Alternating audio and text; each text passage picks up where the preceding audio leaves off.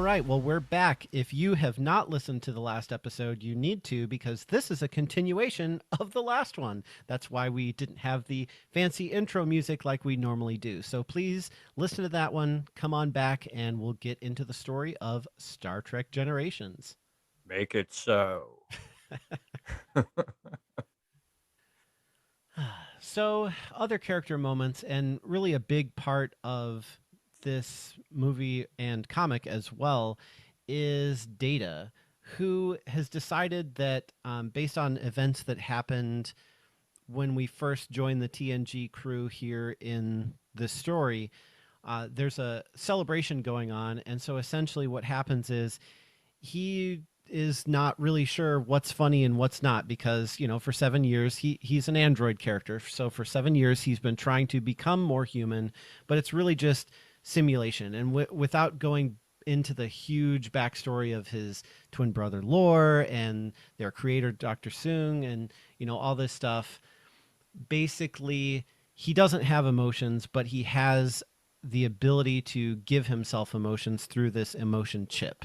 And so he decides that in the middle of this crisis and investigation and everything happening, that now is a good time to doodle with his emotions, as Phil Farron says. So he and his friend Geordi install this emotion chip, and he then starts to encounter emotions for the first time. And so there's a lot of scenes with him in the movie being very goofy that we didn't get in the comic. But there are a few plot points that sort of hover around it as well. And I'm not sure which one of those you want to tackle first. Well, so it's funny. I was looking over your notes, and you noted that the emotion chip, they changed the appearance of it again. It's Yeah. funny because I'm assuming that they didn't get a still image for the comic book process of what that prop was going to look like. So it's designed, and it looks very much like something you would see on TNG in the comic, but it's not quite as I guess streamlined is the word I would use, as what you see in the movie. And what was it? Did you say that because did it look different in the episode of TNG where they showed it? Yeah, so I Okay. think they showed it twice on TNG. I just remember once where Dr. Soong is going to give Data the emotion chip, and Lore poses as Data and gets the second emotion chip, which, barring the fact that he already has one, how did he have a port for it and get it installed? But Dr. Soong takes out this very tiny, tiny little piece of metal using tweezers and puts it. I thought he put it like under his tongue or Oh, over that's his mouth or right. something.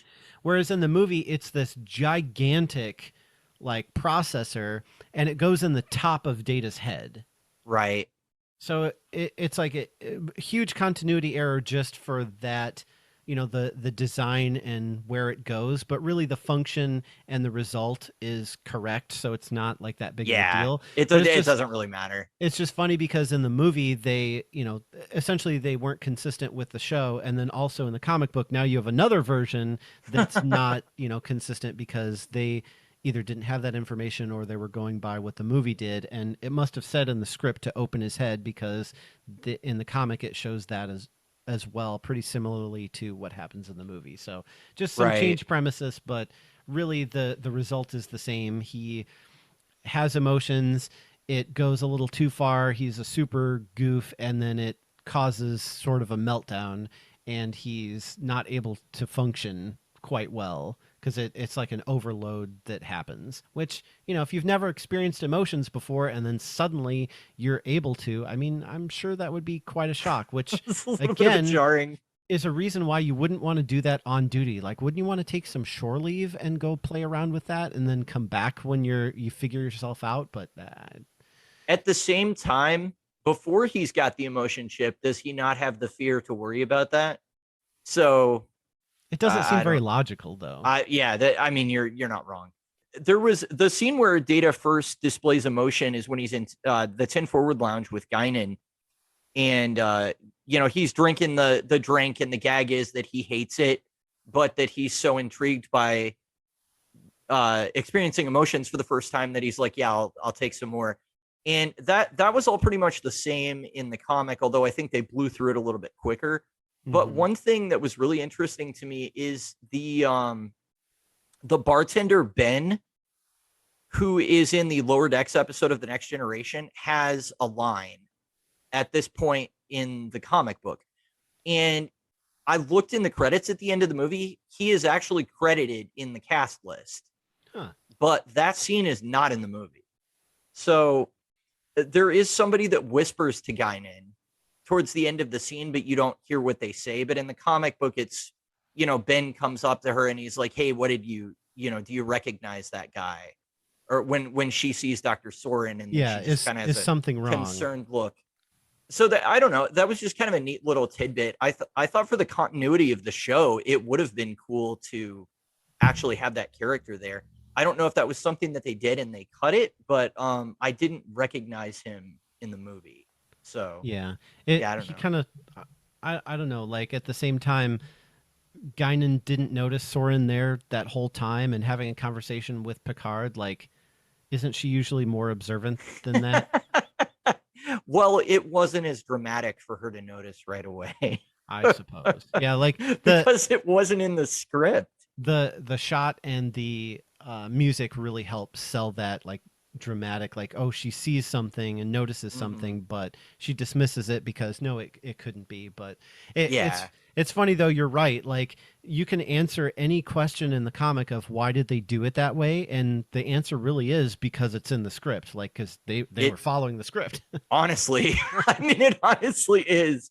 I mean, in a way that takes some of the blame off of Michael Jan Friedman, because I don't. I, I mean, and again, well, we can get into this once we get to final thoughts, which we're a ways away from that. But this might have been an impossible assignment Oh to yeah, cram definitely. to cram 2 hours of movie into what boils down to like two and a half comic books. Because 58 pages for regular comic book is about 24. I mean, so this is a like two and a half sized comic book, but that's still not enough room for the ideas that they were playing with in this movie. So No, and to try to do it while the movie was still, in development and didn't have a final cut just seems super unfair. But it does. I didn't mean to derail us from Data though. So let me ask you this question, because this is something that only occurred to me after having read the comic book. Do you think that there was too much Data comedy stuff on the Amargosa Observatory I think in the the I movie? I mean, in the movie, I mean, it was a lot, but I think that was the point, was that, at first you're just like, okay, he's got emotions for the first time and he's focusing on humor. And you get the sense of like it increases and increases and increases to the point where Jordy gets ticked off and he's like, Data, we don't have time for this. Like, what is your right, problem? Because he started off a little bit annoying, but you kind of forgive it, and then by the end it's like, okay, this is like you're impeding our progress here. And then that's when Data's like, something is wrong. So right. I think it was a good illustration that, you know the emotion chip was having like some kind of surge that was taking over, and it wasn't normal. It wasn't like he was experiencing emotions and unable to control them, or he was just like really in a jokey mood and he's like, I don't care about investigating. It wasn't something out of character like that. It was that he was having a Yeah, malfunction. So yeah. I think it was warranted because it made sense by the story. But yeah, it was definitely in like with the tricorder, and he goes open sesame in the movie, which he doesn't do in the comic. And I think a lot of that was probably ad libbed, and it was funny. But at the same time, like we're Oh, I can seeing, almost guarantee that was just Brent Spiner just yeah, going ham and in that probably scene. both as an audience getting to see this for the first time in 7 years, Data actually legit has emotions and humor. And then also for Brent Spiner, who's played this character for 7 years so straight laced, except Yeah, for him getting to play Lore, but playing right. Data that way, and now he gets to kind of explore that arena, is probably something really exciting for an actor to be like, this is fundamentally changed the character I've been playing, and now I get to explore something new. So they probably wanted to play it up in the movie. Yeah, I I'm a little bit mixed on this. I think that his comedy bits, now that I have read the comic book and I've seen how that scene could have played out a little more succinctly, I might prefer some sort of balance between the two. There is, and I never, it was something that I never questioned before, but I think it goes on maybe like one joke too long for me in the movie. And I think honestly that really is just the actor, again, like what you said, like he is unleashed. When you let Brent Spiner off the chain, like he's gonna go. That's kind of the nature of that actor. So he does sell it really well in the movie, but I don't know. It was very interesting to me seeing a more condensed version of that section. Yeah, Yeah. I Yeah, I think don't that know. It's really hard for me to put my foot down on one side or the other, but I'm gonna say that maybe less would have been more there. So the comic, I might actually err on the side of the comic book there a little bit. well, with the overtopness of the movie, it really illustrates again, like this is really not a good time to be playing around with this. Like you're in the middle of an Well, sure. investigation and you're clearly, there's got to be some kind of violation here. Whereas in the comic, it's a little bit more like, okay, everything's fine, it's under control. He has a few little small outbursts and then he malfunctions. And then he collapses. Yeah. So Yeah. that might have been a That's little true. bit better because it kind of makes them look like they're just playing around on company time. Right. But there is one scene that they added to the movie that was not in the comic book, which I thought was really good, was that this theme of like, so Data in both, he has a malfunction and then Dr. Soren shows up and he captures Geordi, and Data is not able to move because he's scared. And so in the Right. comic, they kind of just let that go, and then he's relieved to see Geordi once he's been rescued. But in the movie, they add a scene about Data. I think it's in Stellar Cartography. He's explaining how has these feelings specifically of remorse because if again, if he hadn't been monkeying with his emotion chip, he would have been able to save Geordi, but because he Hmm. was scared, he wasn't able to save Geordi. And so I think he's looking at this as, a logical thing of if I hadn't been doing this emotion thing, then this wouldn't have happened. But Picard Right. sort of sets him straight and says, at the same time, like that's what having emotions is about. Like they're not convenient and sometimes they do get in the way of what you're trying to do. And so, if Data had emotions sooner, he probably would have been able to conquer his fear a little bit better. But at the same Sure. time, like he was in a scary situation and he could have froze and not saved Geordi and had remorse about it. And that's totally a human thing. So I think that was a huge step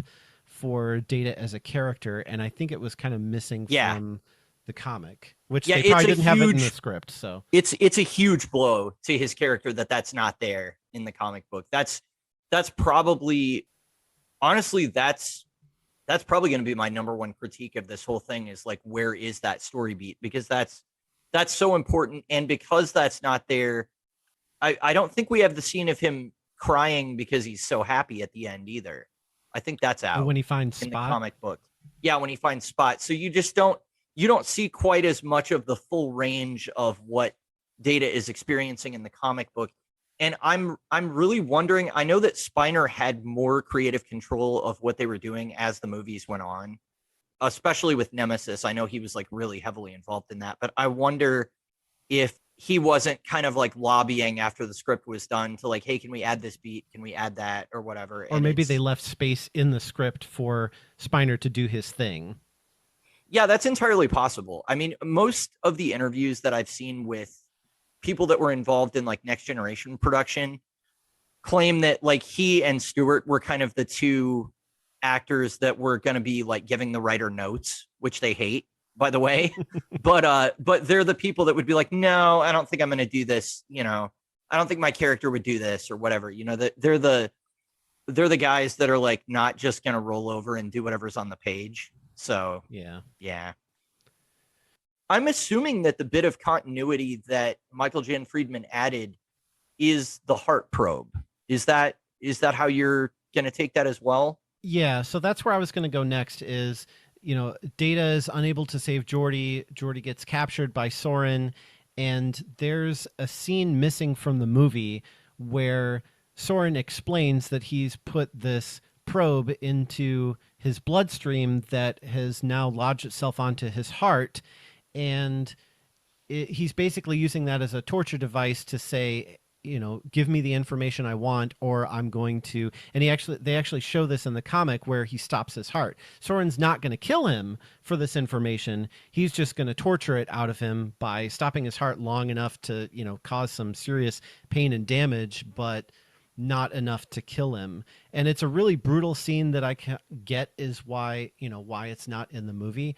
But at the same time, there's a line later where Dr. Crusher says that she's removed the probe from his heart, and there's also, when Soren's done sort of torturing him, he makes a crack to the Duras sisters that his heart just wasn't in it. So they left these little breadcrumbs in the movie of a scene that wasn't in the movie, so it was kind of strange in the movie, but reading the comic, like, it totally makes sense, and I think was very important to the story of, like, Soren, he's a bad guy, and obviously he's willing to kill people for what he's trying to get to, but at the same time, like, he's not necessarily going to kill Geordi. He just is using him for information. Like, it's not personal.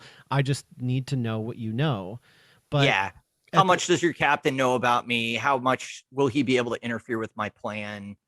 All those kind of things. Yeah, I'm going to agree. Honestly, the nanoprobe thing, what's weird is that 2/3 of it is in the movie, but it's the last 2/3 where they're talking about taking it out, and where, Malcolm McDowell says his heart just wasn't in it. And both of those scenes make zero sense if the explanation of what Soren was doing to him isn't there. So I have not seen the special features on the DVD in a long time, but I don't think that they even filmed for this one the section where he explains the probe. So that's just really odd to me. like as a story decision, that really just kind of interferes with the audience's understanding of what's going on.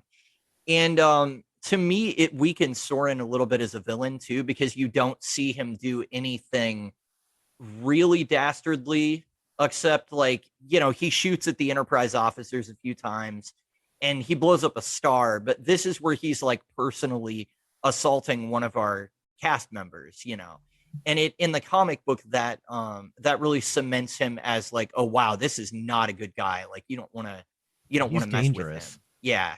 And so I do think that this specifically is the part from the comic book that I would go, like, yeah, that needs to be in the movie. And we've been aware of this comic for a long time, maybe since, almost as long as we've been aware of the movie.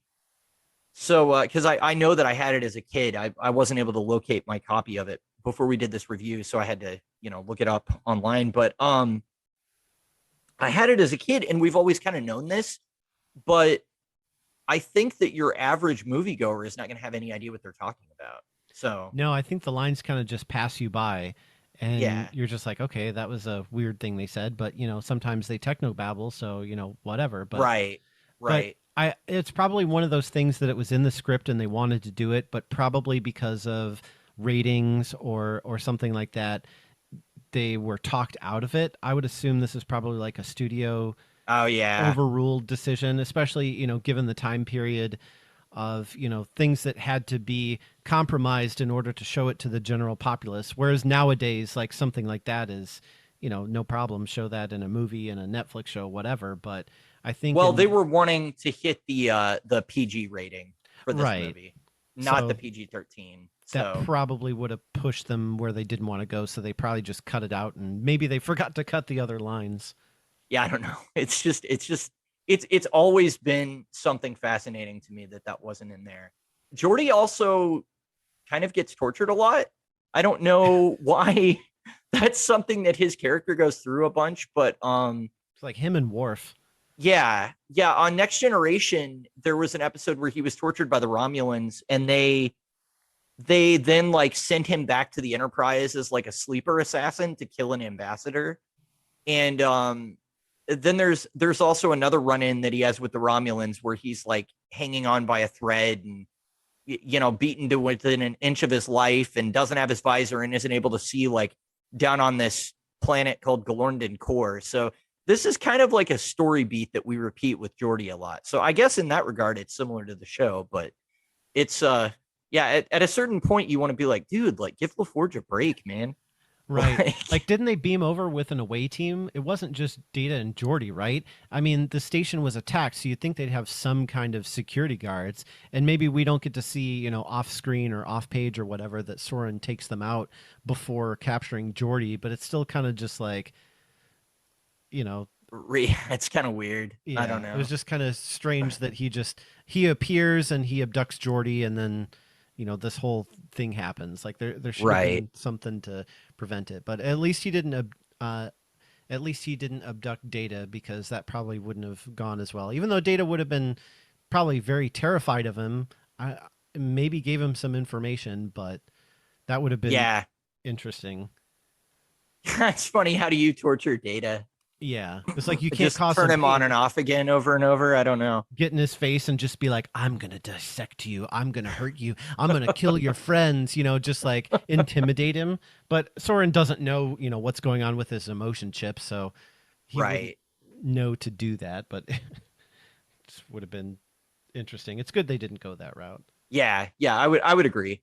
In the movie, the stellar cartography scene comes up next, which is important to the narrative, but I think we mostly covered the important part of it, which is really Data's kind of Data getting dressed down by Picard, where he's like, it takes courage to deal with your emotions sometimes, and that's part of it. So Yeah. there was a little interesting trivia tidbit in that scene that I picked up on this time though, where Data says that the USS Bozeman, had to change direction because of the Nexus.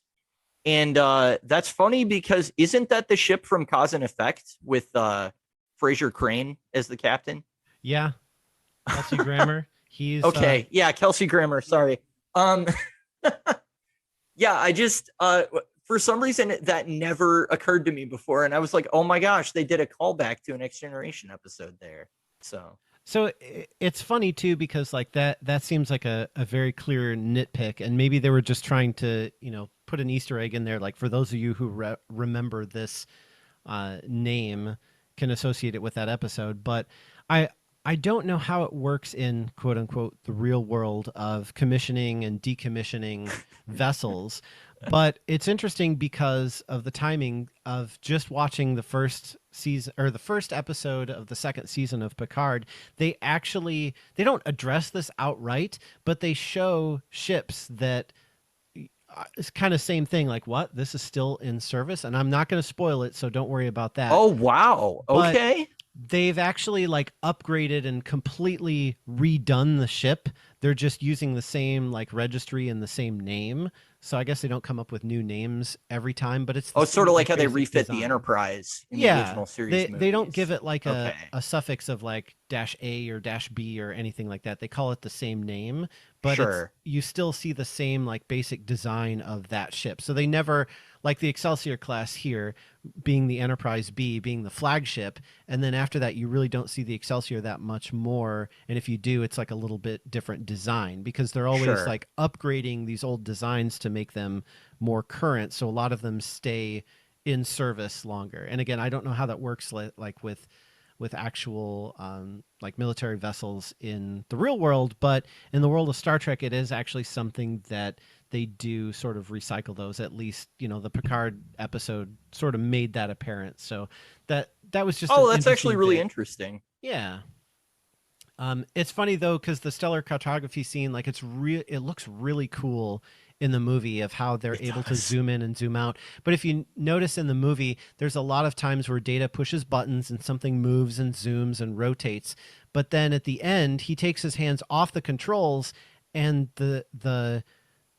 the view keeps moving and keeps rotating. And it made me think of like when you're rotating something with your mouse and either there's a bunch of lag or your mouse gets stuck and it just keeps rotating and you're like, stop, stop. Like, why would it keep moving if he's not interacting with it? Like, it goes into a screensaver mode where it's like, oh, you were looking at this planet? Well, let me show you, 3D views and rotate to other systems. Like, that would be really annoying.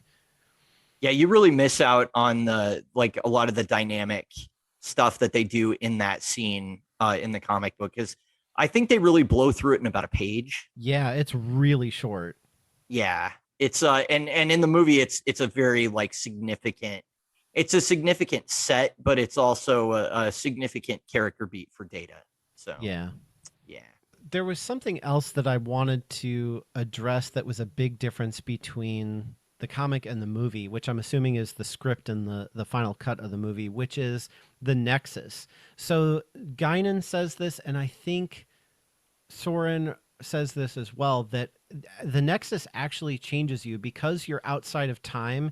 You actually are able to witness events outside of time in the past, present, future. And so when they were pulled from the Nexus, they came with additional knowledge that they didn't have because of their experience in the Nexus.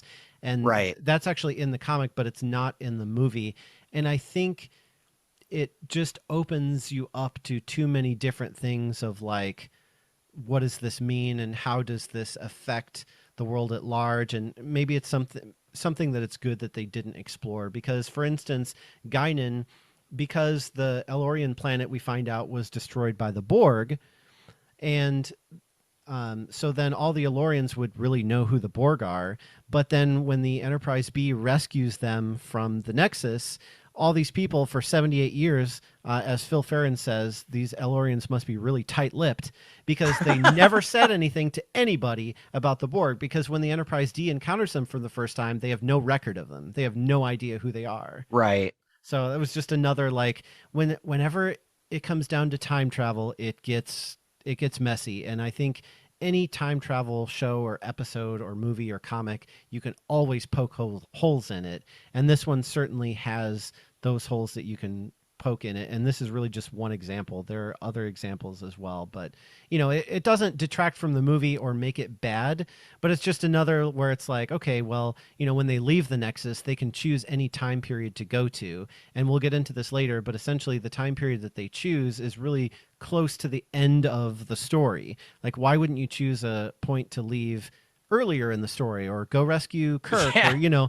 there's like a that's just a billion problem with the choices. movie. I mean, that's not even the yeah. Well, it's just a That's problem a with time that's a travel stories in general. It's like, yeah, if it you can go is. anywhere in time, what's the best time to go? Well, you can I mean, go back literally in go time before anywhere. Soren is born and like kill him as a baby or something. Yeah, I and don't know. you That's have really those dark. I don't those know. conversations. But yeah, so there's a lot of that in the story as well. But it back to the point though was that the Nexus, like, because you're in it, it actually changes you as a person and you're able to see things, and I guess somehow it also like splits you, maybe coupled with the transporter beam, because we find out Guinan, like an echo of her, is still stuck in the Nexus even though she's out in the real world, which begs the Right. question, like, well, does anybody actually ever leave the Nexus? And how did that echo of Guinan find Picard if the Nexus is, outside time and space? And this is really like, the Nexus really is a nexus of confusing continuity plot holes that we could probably spend forever on and Yeah, shouldn't. you honestly just have to buy into it Yeah. for the purposes of the story in the movie. What you hit on, interestingly enough, about them knowing things that, about time because they exist outside of time when they're in the Nexus. I'm going to go ahead and say that I like that. And the reason I like that is because in the movie, Soren knows a lot of stuff about Picard that he should not know and that he has no reason to know. Like, he knows, for instance, that Picard's family burned to death in a fire, because he specifically chooses his words to provoke him in that way. And so I do at least appreciate the comic book attempting to have some kind of explanation for that. Yeah. Does it make sense that Soren knows things about other people's lives? Not really. And also, if he has knowledge of the future, wouldn't he know that Picard was going to try and stop him too? Well, maybe the future he saw was the one where he succeeded, because that did happen. That's true. There are two timelines that happen in this movie. It's just, yeah, you're right. The Nexus is a pretty big. It's a very messy plot device. I think that it works on an emotional level for the story that they're telling, but I think on a science fiction level, specifically on a science level, it doesn't make a lot of sense once you start trying to break it apart. So Yeah. And the yeah. reason that I think we bring this up is it's also important to note that Star Trek, more so than a lot of other science fiction stories, really tries to base a lot of its technology and stories in the real world as much as possible. So the Mm-hmm. reason that we spend a lot of time on these things is because we're used to it making some kind of science sense. And that's really what science fiction is all about, right? Is we take something that's being done in science today and we sort of build it up into a level of fiction where we take it further. Like we have artificial intelligence or AI. That's created, and the point of it is, even in 2022, is not at a point where Skynet's going to take over the world. I mean, it can't even identify the difference between a cat and a dog, for goodness sakes. So but science fiction takes that to a further level and says, okay, we have androids, we have living beings that are sentient, that are running off of AI, and here's what happens. So it's grounded in science. So a lot of our Star Trek discussions, sort of offline, involve a lot of the science stuff. Not that either of us are scientists, but we have Google, so that practically makes you an expert in anything nowadays. But it's just interesting to think about, we have this, certain technologies now, and where could they go in the future? And Star Trek's really been good about predicting technology like iPads and cell phones and all kinds of things, and like ocular, like viewing devices. They were seen Yeah. in episodes of Star Trek first, and then they became mainstream later. And there's a lot of memes on this as well. So Star Trek is really based around science as much as possible, but it is still science fiction. I just think that's very Yeah. important to make a note of. Yeah, this and that fandom specifically is very concerned with that kind of thing. I think for that reason, because at least up through TNG, I know that they had science consultants on the show that were, they would have, well, I mean, they even had Stephen Hawking cameo in an episode of TNG, So I mean, they've got people around that do know what they're talking about, and so they'll maybe alter things a little bit to make it fit the story that they're trying to tell. But a lot of times, it's an extrapolation of something that could exist. So I don't know. I don't think it's a worthless exercise to dissect the mechanics of how the time travel works, because especially in this movie, it's very important to the story. I'm going to throw this out there though. Do you think by the time we get to the seventh Star Trek movie that we have used time travel as a plot device too many times? Considering we use it in the movie directly after this, Right. maybe. Um, and especially because, again, it just opens you up to so many continuity error possibilities, or just the limits are limitless, and that's really a bad place to be in from a storytelling perspective. Is if your story can go trillions of different possible directions because of the use of time travel, especially because, like, and spoilers I guess for the next movie, which came out 25 years ago, but um there's a temporal event that happens, and they get stranded back in the past. And this happens, I think, a lot in a lot of episodes too, and not just Star Trek. But in order to get back to the future, and not to quote that movie, but just literally, they need to go back to where they Hey came man, you got from. to save on all those futuristic sets. Yeah, exactly. They end up recreating the the event that allowed them to time travel in the first place. So not only do you time travel once, but you time travel twice, and the second time is intentional, and you specifically go to where you're trying to go. So then that opens you up to, well, if we know how to do that, then do we just know how to time travel in general. Like now that we know about the Nexus, doesn't Picard want to put up some warning buoys or, try to figure out a way to destroy it or, because it's still out there. And how many planets does it sweep through that it's going to pick people up and then they can just go back and destroy the Federation before it even formed because they can time travel as part of the Nexus? Like it just, time travel just makes things so complicated. It really does. It really does. I appreciate that they try to make sense of it, and I do. I think the best thing that we get out of the Nexus is the character scene that we get with Picard, where it shows his life that could have been. Yeah. Where he's married, where he has a bunch of children, where his career is not the entire purpose of his life. That scene, and I mean, I'm kind of a softie, so like this isn't saying a lot. That scene like emotionally affects me in a way that even now, like I just rewatched it today and I was surprised at how melancholy it is for him to be at this point of having achieved all these things and saved all these people as a starship captain, but still, he's had family members die, and now he's in this place where he's basically being handed all of that back and that warmth and that family. And he has to make the decision between choosing that or going back to save 230 million people. And I mean, from a moral standpoint, it's a no brainer, but from an emotional standpoint, that's a really brutal thing to put the Picard character through. Yeah. Especially after he just lost family. And so I don't know, man, like that scene kind of gets me. It's part of it is the scoring too, but it's so funny because our selection of this is so perfect to coincide with the season 2 release of the Picard show. Is it really? Well, I mean, that's bringing this up, but like they don't reference this specifically or this movie or anything like that, but they definitely revisit that theme of, his duty versus his personal life. And, Guinan comes back and and that's all over, so that's not a spoiler. But sure, he has a conversation with Guinan, to sort of catch up, and you get that sense of like he really doesn't talk about like what do we really know about Picard from a personal sense. Like we know some of his history and that he was a young hotshot and that kind of thing. But what about as a child, or what about like he's had a few love interests here and there, but he's always chosen duty over them. So, right.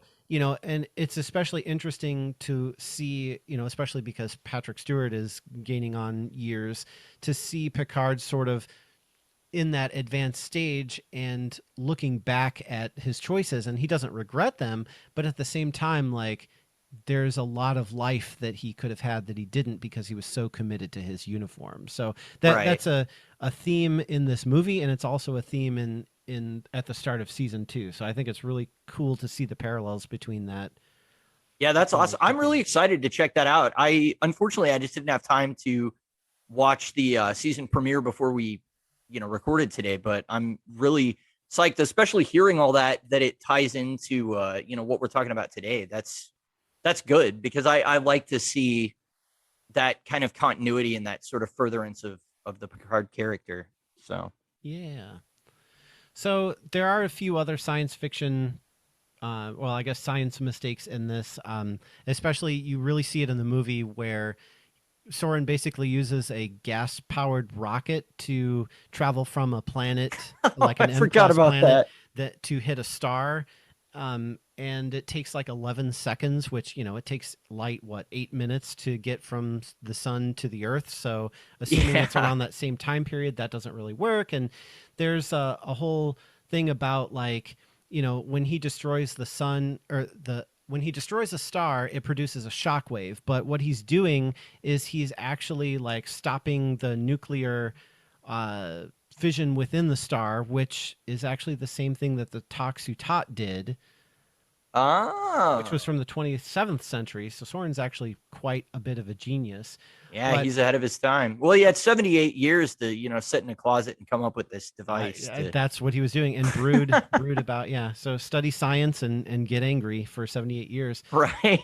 But it would have imploded rather than producing a shockwave. And then there's like this whole thing about it's altering the gravity, but in order to alter gravity, you have to change mass. And is it before or after the shockwave hits the planet that would actually change the gravity? And like, if you dig into the science of this, it's totally out there in left field, which again, it's science fiction, but it's really out there. So there's a lot of things that you kind of have to take in, but there are a few mistakes too that don't quite add up. Like I mentioned about the Toxutot, like we have a device in Star Trek history that does this same thing, which is kind of weird. We also have an issue where they go to the space station and they find out that Soren is looking for a substance known as trilithium. Well, trilithium, Riker acts as a, like he's never heard it before. He's like, trilithium, what's that? Well, trilithium is in an episode of Star Trek: The Next Generation where it's a like um, a byproduct of their warp nacelles, and it's something that has to be drained from the ship on a regular basis. And there's this whole episode with It's Tim Russ. it's like the Die Hard episode Yeah, Picard's of like hiding on the ship, and Tim he's Russ and a couple others are trying to steal this trilithium because it's very valuable on the black market, which now we know why, I guess. Maybe it was I Soren who guess. was after it in the first place. Yeah, I don't know. Oh my gosh, you could link it up. You could link it up and say like, oh, a couple of years earlier, he was actually the person that hired these mercenaries. And let's not get into Tim Russ being in this movie as well, because that just opens up too much of a can of worms Yeah. for the entire franchise, especially when you think about the fact that he was apparently on the Excelsior during the time when Kirk died. So, There's a lot of flaws, and we totally acknowledge those. But I yeah, I don't mean, think it's they just it's a detract from it. long it's a long franchise. You know what I mean? Like Yeah.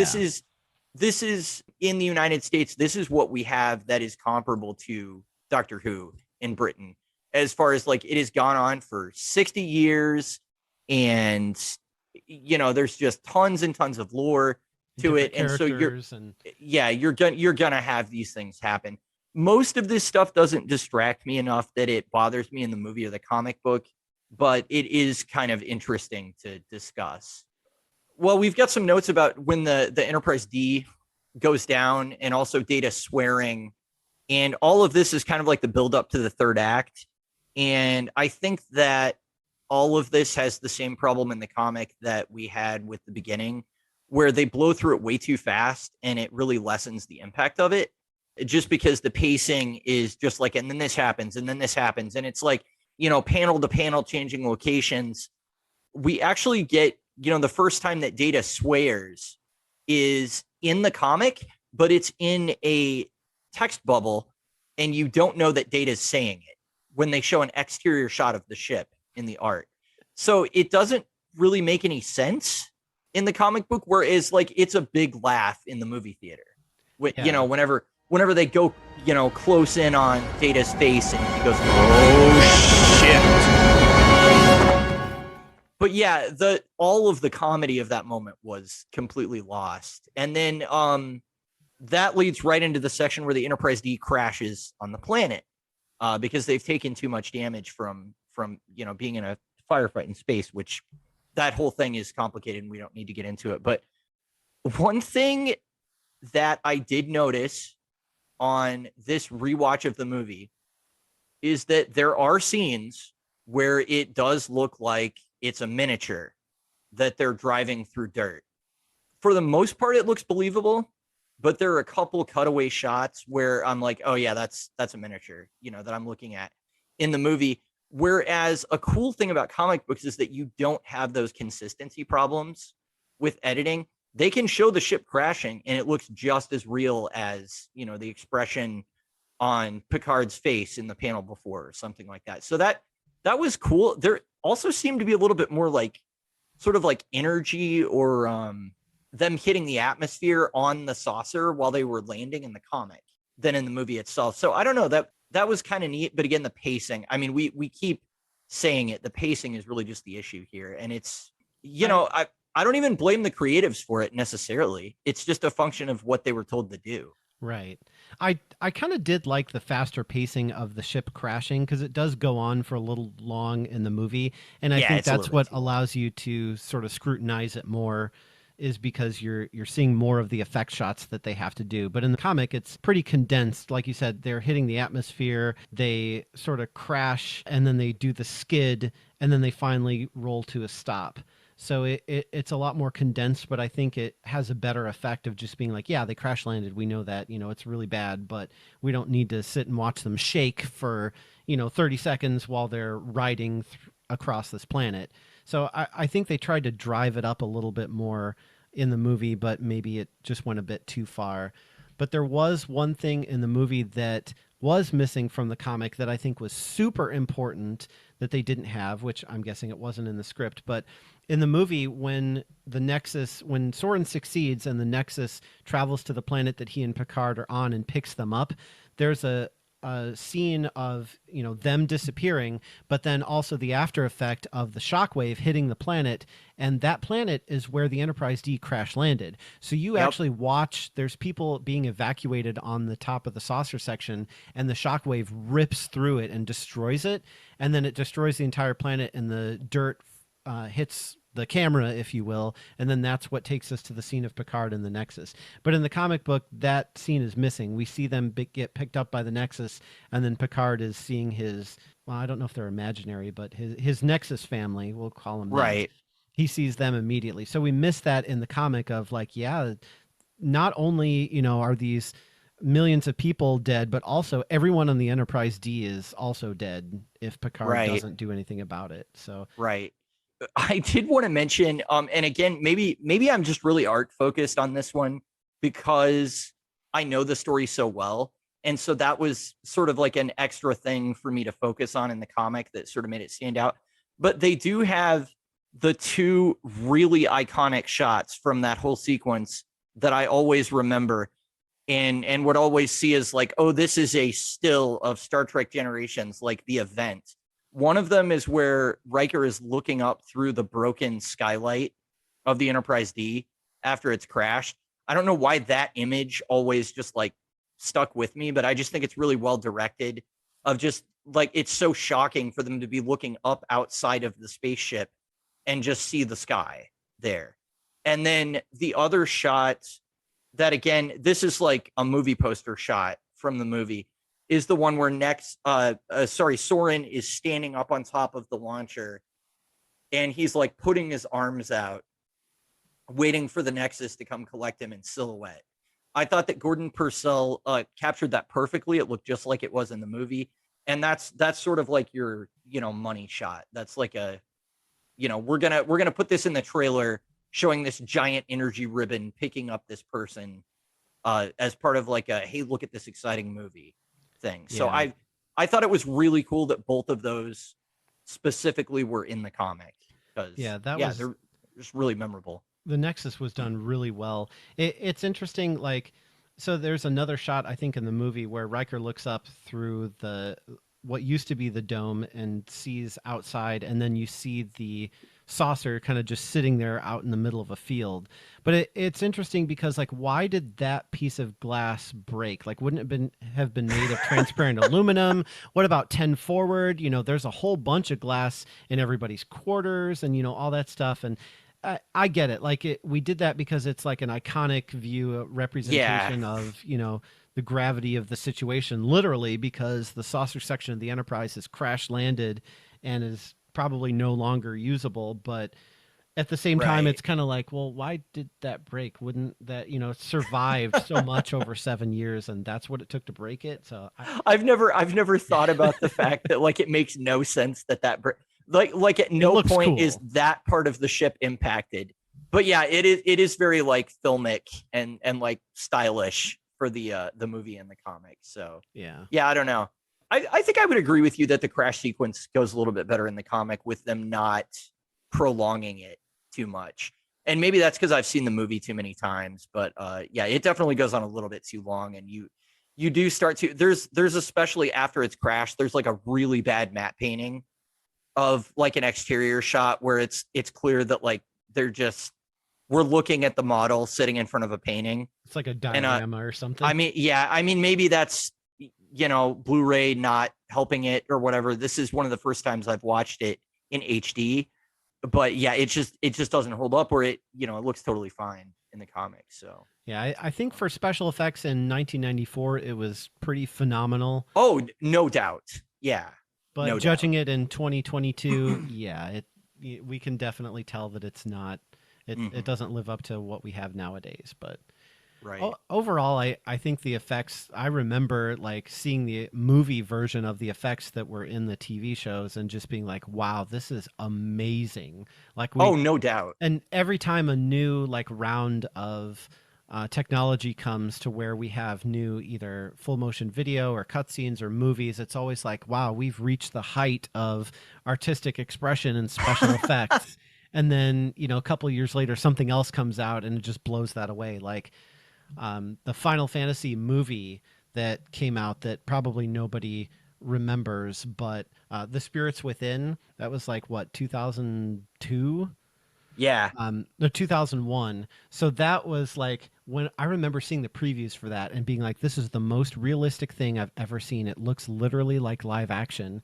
And I haven't watched it recently, but just seeing photos of it, no, it doesn't look like live action whatsoever. But, at the time it did. So my point is like at the time this came out, it was amazing.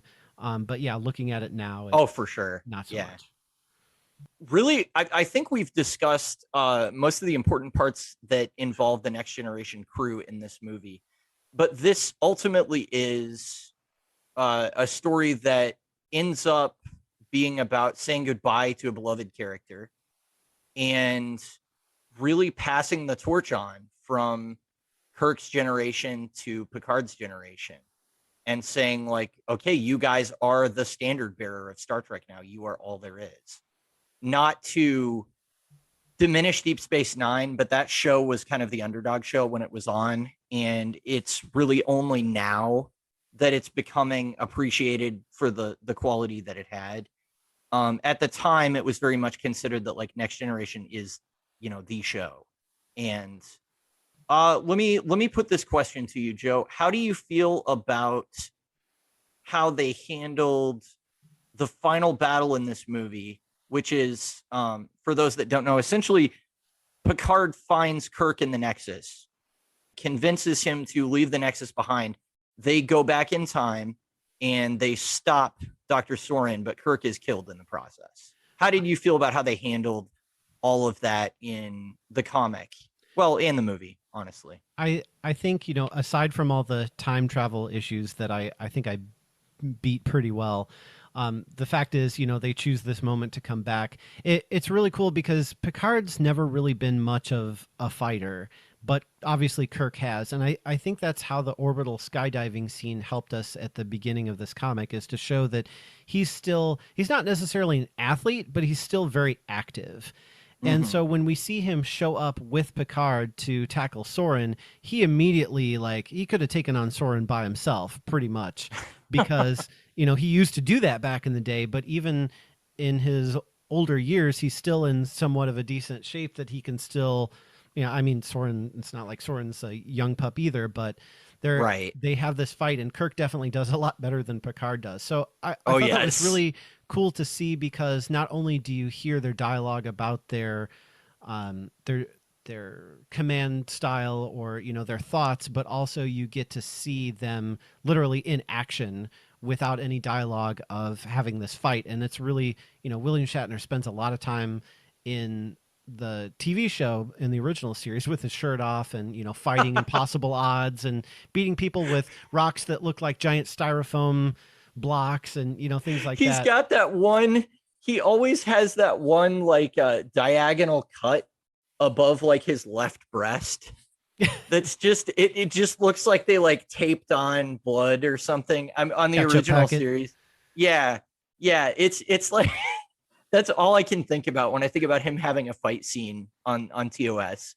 But you're right, he's so much more of a brawler than Picard is. So it was really neat to see that versus, doing something on a starship, because we've seen, I feel like in the movies we saw a lot more starship action than we saw physical action, but in Yes. this final appearance we get that physical action, and it's both cool in the comic, but also, to see William Shatner reprise the role as Kirk and, you know do these or look like he does these stunts anyway. I'm sure he had a stunt double, but to see this on the big screen was really cool. I thought it was a good sort of ending because, like he says, the odds are against them, and the situation is grim, and it's basically an impossible situation that they may or may not walk away from, which is what he used to do every day. So he kind of, you see a little twinkle in his eye of like, sounds like fun. All right, let's do it. So I thought it was a good fitting end, and obviously I'm sad to see that Kirk dies at the end, but at the same time it would have been a very big continuity issue if like Kirk's suddenly alive, and does he go back to serving in Starfleet, and that sort of thing, because it's a time travel, now he's in the future, so that would have been messy.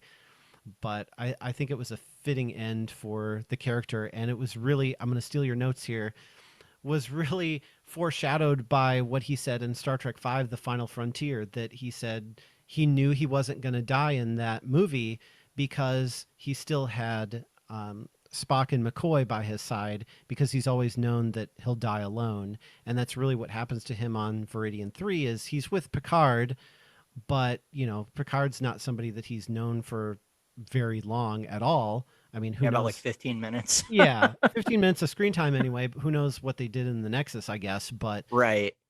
not very long. So he pretty much he dies alone, out of time, away from everybody. They've long, well, I guess not all long since died. There's some comebacks that happen in TNG, but I think it was wrapped up very well. Yeah. Yeah, I'm going to agree. I think, in fact, I'm going to go on record and say that Kirk's death is probably the most satisfying death as a farewell to a character in the entire Star Trek franchise. I think that the way it happens, this is how Kirk goes out. He does not die in a retirement home. He does not, grow old and become obsolete. This is in a really strange way, this is like a happier way to send him off than it is to end him where he started in the movie, where he's on the Enterprise and he's kind of in the way, and history is kind of moving beyond him and all of that. Kirk was a man of action, and so to see him go out, essentially doing what he loved and doing what he was known for doing, this to me is really the perfect way to end his story. So now, this isn't actually the end of his story because, well, it is in canon. But if you read any of the pocket books from the 1990s, William Shatner actually wrote 2 novels as part of the Shatnerverse. I think it's 3. I think he kept going like years later. Yeah. Because so in 1996 he wrote The Return, which essentially, just very briefly, after this happens, his body is stolen by the Romulans, and the Romulans are tinkering with Borg technology. They've actually formed an alliance with them, and so they use the Borg technology to bring Kirk back to life, but imprint false memories to turn him against the Federation. And then there's also a sequel book he wrote to this called Avenger, which came out in 1997. So, not canon, but it's still kind of cool to have the character continued as well, although as a Borg zombie that really sucks, but but also to have William he gets Shatner, better. Yeah, he gets better. Having William Shatner write that as well. And I remember reading The Return and thinking it was really good and wishing that it had been made into a film at one point. So it's honestly, so William Shatner, the guy, takes a lot of flack for his acting in the 1960s. If you have ever seen him at a convention or actually listened to him speak, he is a deeply thoughtful, philosophical person. So having actually been around him in that kind of capacity where I'm, listening to him talk about his experiences and how, I mean, he's done a lot of things. I mean, well, he's actually been to space, for crying out loud now. So, but he's definitely somebody that has lived very much like Kirk. And, and he also loves horses and is from Iowa, I believe, just like Kirk. But there is depth to him. So knowing what I know about him now, it makes a lot of sense to me that he could very competently write a novel about the Kirk character. So Yeah, that's definitely something that if you're interested in this topic, if you really like this movie, I think it's honestly a great jumping on point for the Star Trek novels. It's really a fascinating continuation, and it plays with the whole universe. It's not limited to just original series or just next generation characters. They have Deep Space Nine in there. You know, they have some of the other stuff kind of involved. So it's really good. The comic version of the climax, though, getting back to that, I know we're doing a lot of tangents here, but it's just kind of that's kind of what we do when we talk Star Trek. Yep. I'm gonna go pretty hard on this in the comic book because the pacing, I think, actually gets in your way of understanding what's going on in the comic book. They do avoid a couple of problems that happen at the end of the movie by quickening up the pacing, but the fight scene itself, as far as who is doing what and Soren getting blown up on the launcher and all of that stuff, I think it's very unclear in how a lot of it's staged in the comic book. And I don't know if they were just running out of time and they had to hit the deadline and get the product out there, what the deal was. But the fight scene is much more satisfying in the movie at the end than it is in the comic book for whatever reason, at least from where I'm sitting. So, yeah. Although we don't belabor the moment of Kirk being buried, so you don't have to worry about like, so did Picard drag him up to the top of a mountain and bury him for some reason? Because that's a little bit of a problem in the That was movie a where you go, long, yeah, it was a tall hill that he would have had to drag his body up. Like this is it the looks like it's legendary 250 Kirk. feet up in the air. Yeah. It's And where like, did he get the rocks from? He would have I had to don't drag him up know. there and then pile the rocks on him. And yeah, Yeah, I don't it, know. it looked cool in the shot of the movie, but it was another one of those where it's like, how did we get here? And I probably don't want to know. Right. So I think we could probably talk about this endlessly, but Oh yeah. uh what do you how would you rate this comic? I'm honestly having the problem of I don't know if it's even possible for me to be objective about reviewing this because I've been aware of the comic and the movie for like 2.5 decades. I think the problem here is it seems to me like it's almost not fair to rate this comic because when I like getting back into this, I watched the movie and then I got into the comic and I was like, I'm going to read this. And I was reading it and I'm like, this is a pale version of the movie. Like, why does it has a couple little scenes in it, but Right. why? Like, it's bad. Like, if you read it by itself, it's really the pacing is so fast and it's just goes right by you. And why would you read this when you can watch the movie? Because it really doesn't add much other than like a few little scenes here and there, which some of them, really do enhance the movie. But as Right. far as a comic goes, I would probably not rate it very high. But you get to the end and there's a whole letter that's basically like, and that's what I talked about with the disclaimer at the beginning was they wrote this based on the script and tiny little proofs that they could find, and they wrote it prior to the movie coming out. So to call this a comic book adaptation is not really fair. It's really like, and that's why I say I can't rate this because if I were to rate it Mm-hmm. as a comic book, it wouldn't be fair because they didn't have what they needed in order to actually adapt this movie into a comic. And they didn't take any liberties because they didn't want it to be different than the movie. So they could have let some of the scenes breathe a little bit more and not be so fast paced, which would have increased the number of pages, but also any liberties that they took in writing this comic would not match up with the movie because it would be a different vision.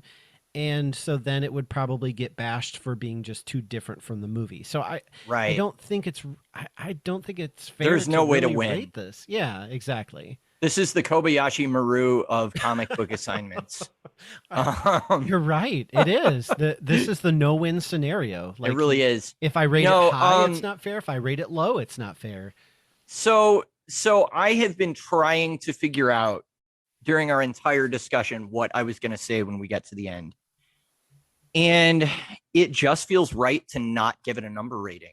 And I realize that maybe for those of you listening, that's not going to be as satisfying as us giving you some kind of hard data. But what I can honestly say is that the creative team involved in this book, given the amount of information that they had and the talent that they had involved, did a phenomenal job in pulling off what they did. The actors look like who they're supposed to. The story is maybe a more bare bones version of it, but it's still there. There are a few little continuity things that are actually additive to the movie. And if they don't further the theme, they do at least connect some of the dots. So basically, without giving it a number score, what I am going to say is this. If you are a Star Trek fan, if you consider yourself somebody that really has a strong interest in the franchise, if you really enjoy this movie, if this is something that you're interested in learning more about, I think that this comic is almost something essential for you to own, because it does connect a few of those dots. It does give you a really interesting peek into the production process of not just the movie, but of comic books. And it's kind of just a neat piece of history in that way, because, you know, you get that experience of seeing, you know, almost experiencing the growing pains that the creators went through while they were making this, even as you're reading it. And especially with the disclaimer at the end where Michael Jan Friedman explains, you know, kind of the extreme lengths that they had to go to obtain information and put this together. So yeah, I'm going to agree with you. I don't think it's appropriate for us to give this a number rating, because I just think that the odds were stacked against them. But I think if you consider yourself a hardcore Star Trek fan, you would be doing yourself a favor to seek this out, because it's honestly just a really fascinating piece of the franchise. Yeah, I don't know. I would say you'd have to be a hardcore fan to appreciate this, but you definitely, if you enjoyed the movie, this is a good like companion book to see what was in the script originally and sort of compare to how, you know, what actually came out in the actual movie. I think if you approach this as, hey, I'm going to read a comic book version of a movie that I just watched, you're going to be sorely disappointed. Yeah. But if you like the movie, like I said, if you like the movie and you want to know a little bit more about, you know, the original script, this would be something that would be very interesting to read. They did a phenomenal job as far as recreating what was in the script and what they could glean from set photos and drawings of the actual actors playing these roles. Like this really, I don't think we get how difficult a task this was to put together that they did, because it's so, you know, far removed from when it originated, and also, you know, the world has changed so much since then. Well, this was very much, if not pre-internet time, it was like primitive internet time. So they didn't have that tool to rely on either.